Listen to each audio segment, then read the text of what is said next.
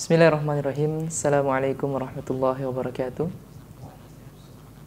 Alhamdulillahirabbil alamin. Wassalatu wassalamu ala Rasulillah wa ala alihi wa sahbihi ajma'in. Amma ba'd. Pemirsa Uma TV dimanapun Anda berada, bagaimana kabar Anda semua? Semoga Anda sehat selalu dan dalam lindungan Allah Subhanahu wa taala. Senang sekali kembali kami hadir di hadapan Anda sekalian dalam program Belajar Islam Live.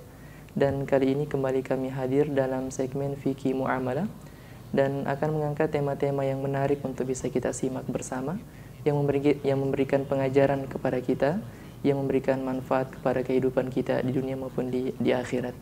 Dan pada kesempatan kali ini pula, para pemirsa Uma TV dimanapun Anda berada, saya telah kedatangan tamu yang spesial tentunya, yang selama ini memberikan pengajaran kepada kita sekalian, narasumber kita yaitu Ustaz Dr. Rahmat Abdurrahman LCMA. Dan kita sapa dulu beliau. Assalamualaikum. Waalaikumsalam warahmatullahi wabarakatuh. Gimana kabarnya? Alhamdulillah baik. Baik. Di dalam hubungan atau interaksi kita dalam kehidupan masyarakat kita, terkadang ucapan dan tingkah laku kita tidak sesuai dengan apa yang disyariatkan oleh Allah Subhanahu wa taala. Bahkan secara tidak sadar, terkadang kita melontarkan perkataan-perkataan yang menyinggung perasaan saudara kita. Dan tentu dalam agama kita diberikan rambu-rambu dalam hal itu. Dan tema kita pada pagi hari ini, insya Allah narasumber kita akan membahas tentang hukum menzolimi orang lain. Dan ini perlu untuk kita simak bersama dan penting untuk bisa kita ketahui bersama. Tanpa mengambil waktu yang cukup panjang, kami langsung persilakan kepada narasumber kita untuk membahas tema kita pada kali ini, yaitu hukum menzolimi orang lain. Ya. Bismillah, alhamdulillah, wassalatu wassalamu ala Rasulillah wa ala alihi wa sahbihi wa man wala, amma ba'd. Pemirsa Uma TV yang dimuliakan Allah Subhanahu wa taala, tidak jarang kita dalam kehidupan sehari-hari dan hubungan kita dengan sesama kita, umat manusia, interaksi sosial kita dalam berbagai bidang dan sisi, itu mendapatkan tindakan yang kurang berkenan di dalam hati kita. Apakah itu bentuknya adalah ungkapan ya, yang menyinggung perasaan kita, atau perbuatan yang memang nyata-nyata membuat kita merasa ini rasanya kurang adil dan kurang sepadan untuk saya.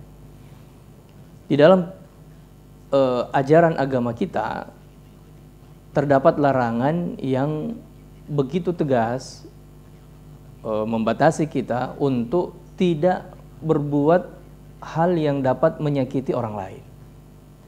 Perbuatan menyakiti orang lain, apalagi sampai mengambil hak yang menjadi miliknya tanpa keridhaan atau restu darinya, adalah sesuatu yang tidak boleh di dalam agama kita. Inilah yang disebut dengan perbuatan kezaliman.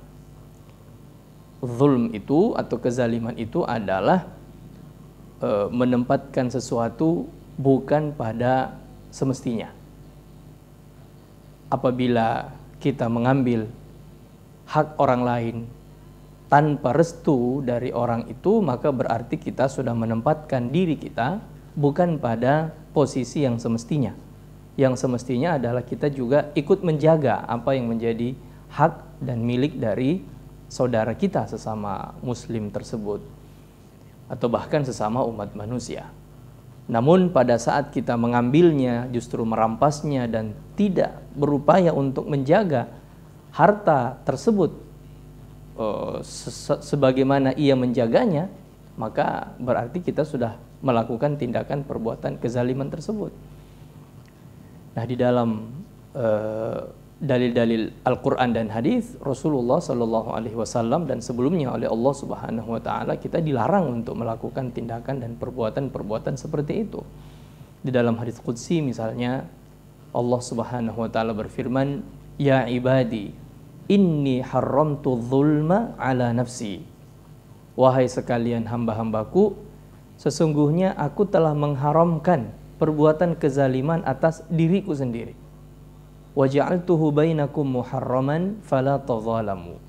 Dan aku telah menjadikan tindakan atau perbuatan kezaliman itu juga haram atas sesama kalian untuk dilakukan. Fala tadzalamu, maka janganlah kalian saling menzalimi. Jangan saling menyakiti. Secara khusus Rasulullah SAW pun membatasi bahwa seorang muslim itu adalah ia yang mampu untuk memberikan rasa aman dan jaminan keamanan bagi orang lain.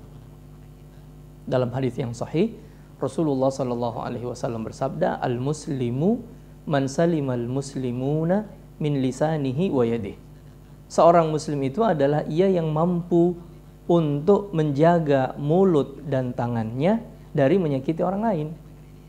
Dan orang lain juga merasa bahwa ia aman atau mereka aman dari gangguan orang ini, gangguan mulutnya atau gangguan perbuatan dan tindakannya. Nah, di dalam bidang muamalah juga seperti itu.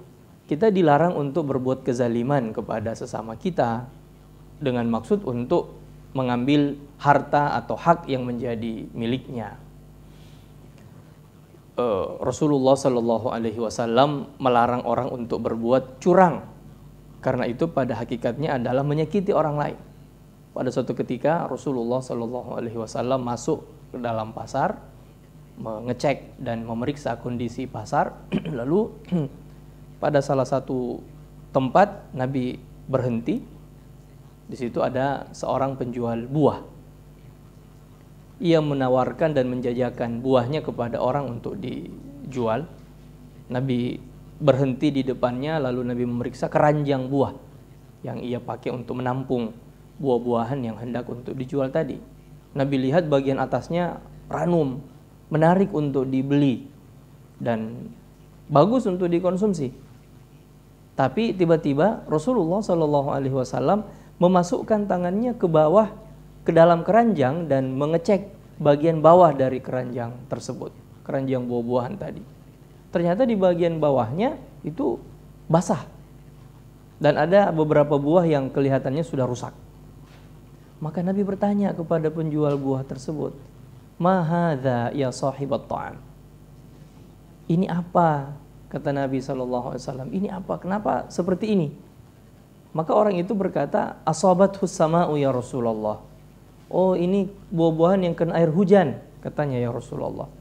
Nabi pun langsung mengatakan, "Afala ja'altahu fawq?" Kenapa kamu tidak simpan bagian yang rusak itu atau yang buah-buahan yang rusak ini di bagian atas supaya orang melihatnya atau paling minimal bisa kelihatan lah oleh orang. Setelah itu Nabi mengatakan, "Man ghasyana falaysa minna." Siapa yang menipu sesamanya umat manusia atau khususnya umat Islam, falaysa minna, maka dia bukan orang Islam.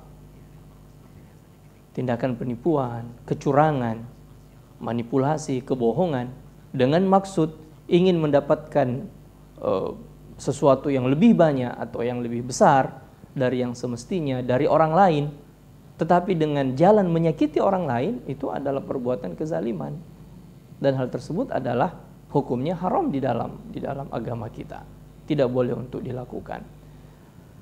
Kebohongan, kecurangan, manipulasi, dan penipuan pada hakikatnya dapat merusak akad dari transaksi yang dilakukan.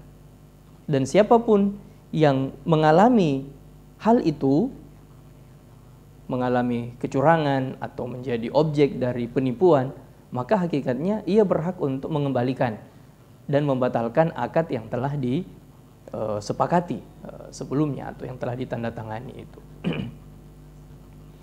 Salah seorang sahabat yaitu Umar bin Khattab radhiyallahu anhu melaksanakan dan menjalankan apa yang Rasulullah Shallallahu Alaihi Wasallam wasiatkan, bahwa apabila hendak bertransaksi maka boleh seorang pembeli itu mentakkid atau mengkonfirmasi kepada penjual barang yang hendak ia beli itu bahwa akad ini tidak ada kecurangannya atau bersih dari segala macam bentuk penipuan dan manipulasi, dengan satu kata atau satu kalimat, la khalabata.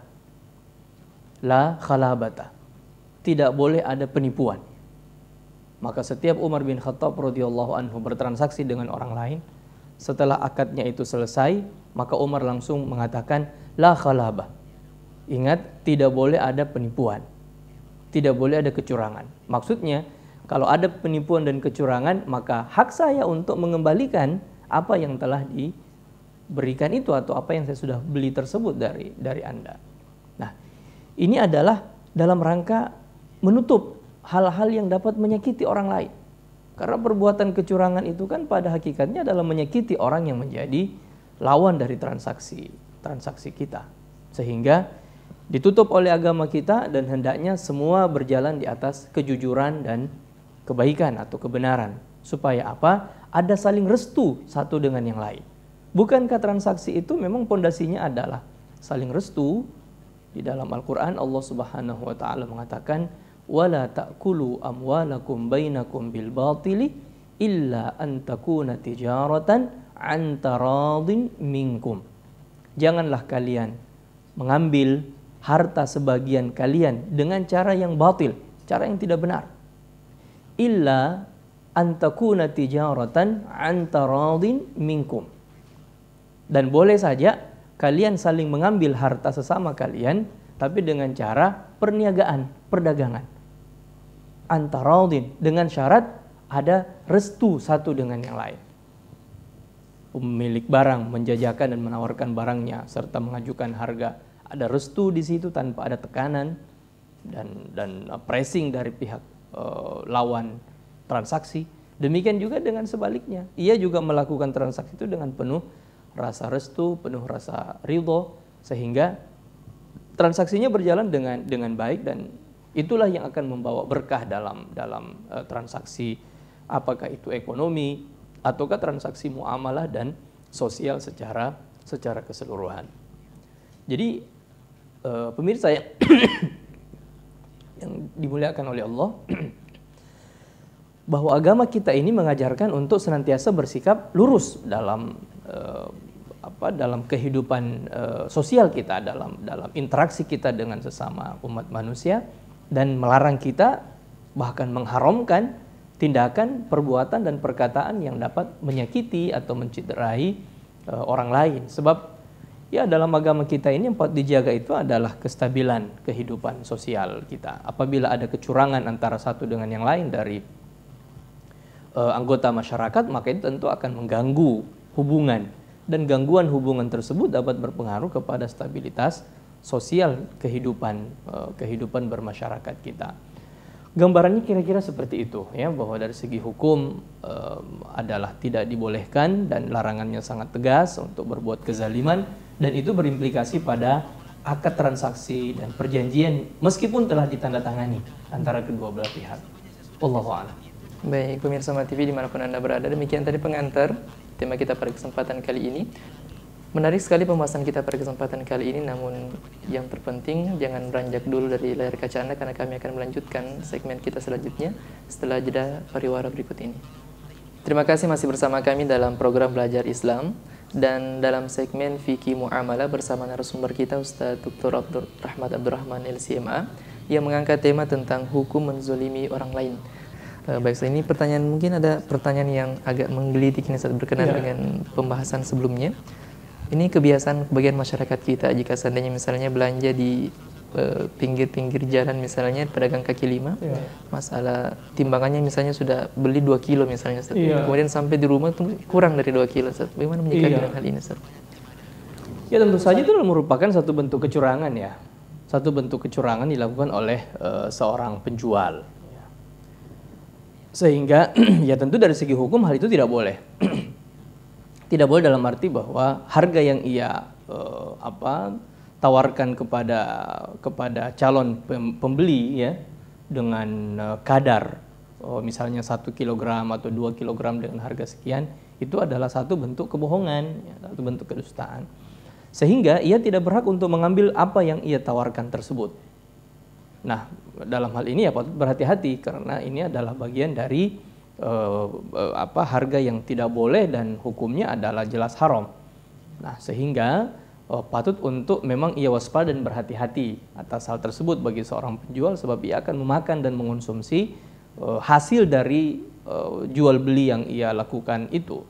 Adapun dari pihak pembeli sendiri, ya tentu saja dari satu sisi bahwa ini adalah rasanya tidak nyaman begitu, ya, diperlakukan dicurangi seperti itu. Pada sisi yang lain, sebenarnya syariat memberikan kesempatan untuk ia bisa mengembalikan atau meminta selisih dari harga yang telah ditawarkan kepadanya.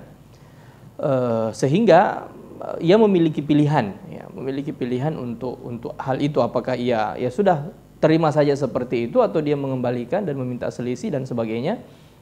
Dia punya pilihan akan hal tersebut. Meskipun ya mayoritas kita adalah ya sudah dibiarkan saja, seakan-akan sudah menjadi kebiasaan yang ya saling diterima, padahal ini adalah merupakan satu pelanggaran dan kecurangan. Biasanya yang seperti itu ya kalau kita mau sarankan sebaiknya pertama penjualnya ya tidak usah diatasnamakan berapa kadarnya. Misalnya begitu ya. Misalnya jualnya satu pada satu tempat, misalnya satu kantong plastik gitu ya. Ya tidak usah diatasnamakan bahwa ini adalah jumlahnya sekian kilogram, kadarnya sekian kilogram, 2 kilogram, 3 kilogram. Ya sudah dijual aja satu per satu bungkus begitu. Dengan harga, misalnya kita kan satu bungkus ini harganya sekian.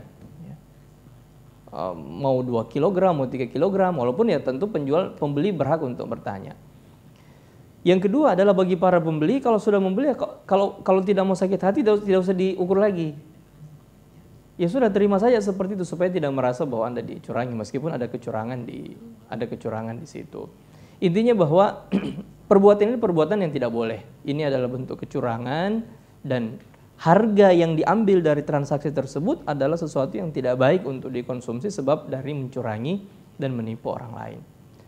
Kalau kita mau bertanya secara jujur kepada penjualnya, ia tentu akan mengakui bahwa inilah merupakan satu bentuk kecurangan.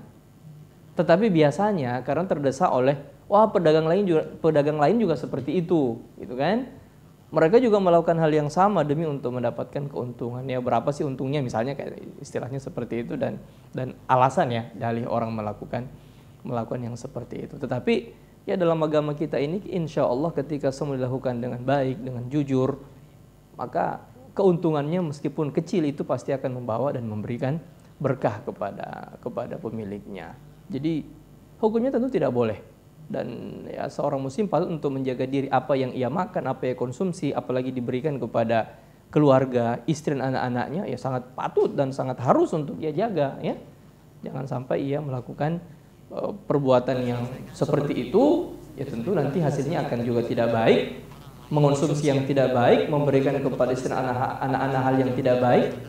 Wah itu alhamdulillah itu bisa berpengaruh dalam kehidupan itu, ya. Wallahu a'lam. Ya, kemudian biasanya juga seperti yang biasa Ustaz. Kemudian konsumen itu biasa sudah terlanjur beli, kemudian mengembalikan sama penjualnya Ustaz. Kemudian dengan ucapan-ucapan yang tidak sepantasnya mungkin keluar. Apakah si pembeli ini dikategorikan termasuk menzolimi si penjualnya Ustaz? Ya kalau untuk kategori menzalimi selama memang ia over, maksudnya berlebih-lebihan gitu ya. Berlebih-lebihan ketika mengembalikan, itu tentu adalah satu bentuk hal yang tidak boleh juga. Bahwa seorang pembeli akhirnya mencaci maki penjual dengan perbuatan yang ia karena merasa sakit hati dan merasa tersinggung dengan itu juga adalah satu bentuk yang tidak baik dan tidak boleh. Jadi silahkan dikembalikan, sebab itu adalah hak Anda untuk mengembalikan, ya mungkin tanpa harus diikuti dengan cacian, apalagi sampai makian ya, memaki-maki orang. Sebab itu juga perbuatan yang tidak baik, yang tidak boleh, karena Anda hanya mau mengembalikan, sudah dikembalikan kok plus lagi dengan cacian dan makian itu. Jadi ya sama-sama lah menjaga diri supaya tidak melanggar apa yang menjadi hak orang lain. Wallahu a'lam. Baik, saat ini tentang tema kita hukum menzolimi orang lain. Bagaimana halnya Ustaz dengan misalnya dalam sebuah jual beli kemudian tidak ada akad sebelumnya Ustaz. Kemudian setelah transaksi itu telah selesai, kemudian satu sama lain tidak ridho dengan apa yang disepakati sebelumnya Ustaz. Jual beli tanpa akad pada dasarnya kembali kepada kebiasaan. Di dalam ilmu fikih ada yang disebut dengan bai'ul mu'athah. Bai'ul mu'athah itu artinya ketika orang membeli membeli sesuatu diberi oleh penjual, sudah sama-sama tahu bahwa harganya ini adalah sekian, syarat-syaratnya ini adalah seperti ini gitu ya. Misalnya ketika sudah membeli, maka saya tidak boleh lagi mengembalikan barang yang sudah dibeli kecuali kalau memang terjadi cacat dan sebagainya pada barang itu. Meskipun tanpa ada ucapan bahwa saya jual, terus pembelinya mengatakan saya beli dengan harga sekian, meskipun tidak ada seperti itu, dalam Islam itu adalah hukumnya boleh, selama memang ia dalam kondisi urf atau kebiasaan masyarakat. Contoh misalnya, ketika kita masuk ke pasar-pasar modern, ya, pasar-pasar modern tidak ada akad dalam arti kita mengucapkan itu. Saya beli, kemudian habis itu saya terima dan sebagainya. Tidak ada sigat seperti itu yang kita dapatkan. Yang ada adalah etalase barang, masing-masing barang itu ada harganya, ya. Kita mengambilnya, setelah itu kita bayar ke kasir, selesai. Itu hukumnya boleh, karena memang berada pada satu wilayah yang masuk dalam konteks urf atau kebiasaan masyarakat. Nah, lalu bagaimana ketika terjadi komplain? Ada komplain dari masing-masing pihak atau salah satu dari kedua belah pihak. Komplain tentu tidak akan ditutup dari jual beli dengan sistem apapun, apakah dengan sigat yang disebut ataukah tanpa sigat yang disebut. Jadi boleh saja komplain itu dilakukan oleh salah satu dari kedua belah pihak ketika memang merasa ada hal yang tidak tepat, ya, hal yang tidak baik, ya, yang tidak benar atau tidak sesuai dengan persyaratan atau spesifikasi yang ditawarkan. Jadi hukumnya boleh orang untuk melakukan komplain, sebab itu berkaitan dengan hak kita, ya, berkaitan dengan hak kita. Dan itu tentu kembali ada jalurnya. Wallahu a'lam. Berkenaan dengan hasil jual beli tadi Ustaz, masalah timbangan, ini kan kalau kita kembalikan kepada diri kita misalnya Ustaz, yang membeli kemudian juga kita tidak mau dicurangi seperti itu Ustaz. Pasti, ya. Apakah ada aturan syariat? Ya, tentu secara manusiawi tidak ada seorang pun dari kita yang mau dicurangi gitu ya. Tidak ada seorang pun di antara kita yang rela dan restu ditipu. Ya sudahlah, saya karena terlalu banyak uang, maka ya sudah silakan tipu saya. Gitu kan tidak mungkin gitu ya. Sebanyak apapun, justru orang semakin punya maka tentu akan semakin waspada gitu kan. Jadi semakin hati-hati. Nah, tidak ada seorang pun yang mau untuk dizalimi. Dan itulah ruh dari ajaran agama kita, larangan untuk berbuat zalim yang tentu juga berimplikasi dan berhubungan langsung dengan perintah untuk berbuat keadilan. Itu sejalan dengan fitrah dan tabiat manusia, ya. Yang lurus tentunya, yang jujur, bahwa tidak ada seorang pun dari umat manusia yang mau untuk dizalimi. Sehingga di dalam Al-Qur'an, ini dalam panduan Al-Qur'an, ya. Kita dapatkan bahwa orang-orang yang berbuat zalim kepada orang lain itu Allah Subhanahu wa taala menanyakan kepada mereka. Kenapa ketika Anda mau bertindak sebagai pihak yang bertransaksi dengan orang dalam sebuah akad sebagai pihak kedua gitu ya, sebagai pembeli misalnya atau sebagai pengontrak misalnya, Anda tidak mau diperlakukan seperti itu, namun ketika menjadi pihak pertama justru memperlakukan orang seperti itu. Jadi pertanyaannya adalah, kalau tidak mau diperlakukan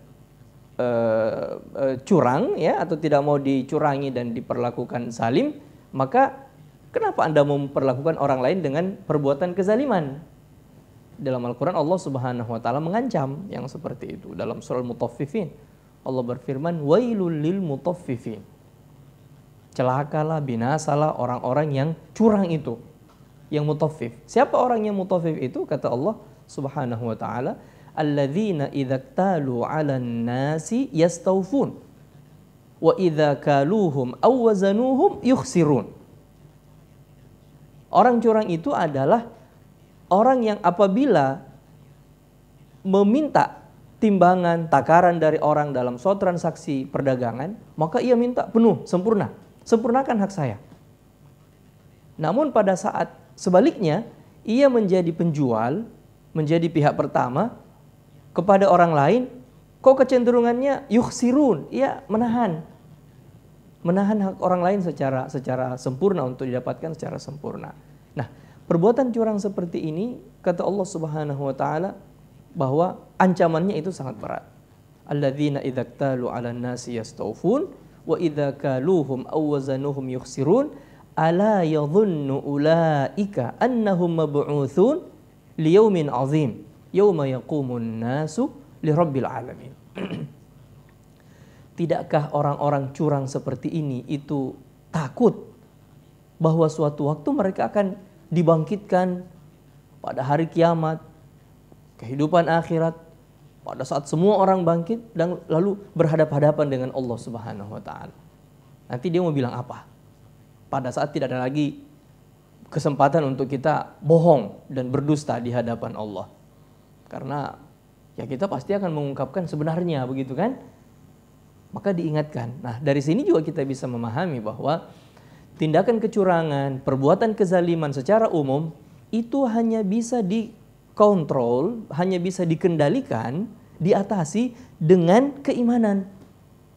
Hanya keimanan, khususnya keimanan terhadap hari akhirat yang bisa untuk mengerem, mengontrol dan mengendalikan seseorang dari perbuatan kezaliman.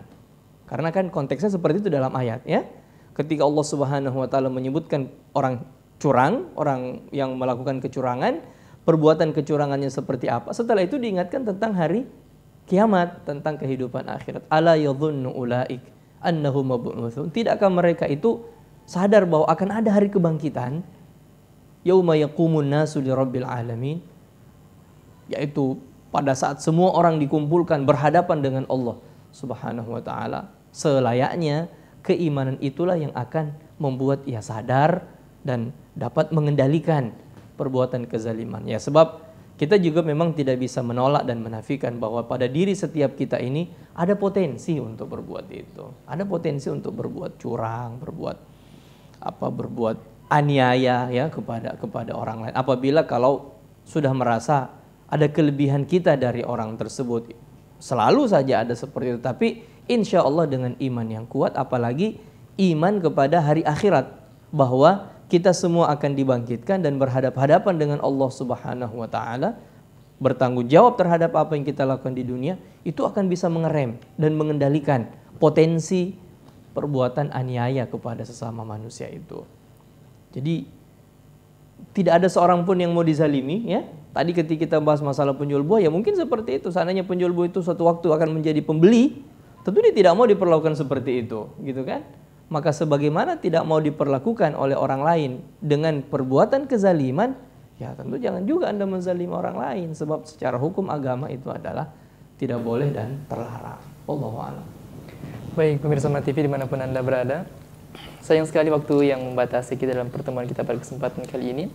Dan kepada pemirsa yang telah memperhatikan dan telah mengikuti dan menyimak dengan baik apa yang disampaikan oleh narasumber kita, semoga memberikan manfaat kepada kehidupan kita.